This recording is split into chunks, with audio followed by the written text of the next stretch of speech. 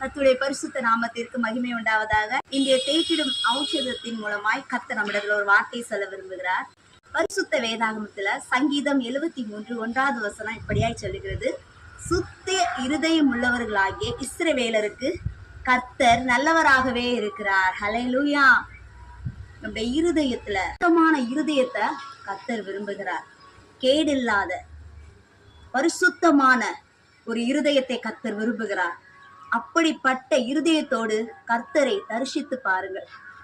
தேவன் நம்முடைய வாழ்க்கையில ரொம்ப ரொம்ப நல்லவரா இருக்கிறார் என்பதை அறிந்து கொள்ளுவோம். ஆனால் நாம் மாறாமல், நம்முடைய குணம் மாறாமல், எதையுமே நாம் மாற்றாமல் அவ்வளோ அருவருப்பான எண்ணங்களோடு குணங்களோடு நாம் வாழ்ந்து கொண்டிருப்போம். ஆனால் உண்மையாகவே நாம் கர்த்தரை தரிசிக்க முடியாது. ஆகவே சுத்த இருதயம் உள்ளவர்களாய் தேவனை தரிசிப்போம். சுத்த இருதயம் உள்ளவர்களுக்கு கர்த்தர் எப்பொழுதுமே நல்லவராகவே இருக்கிறார்.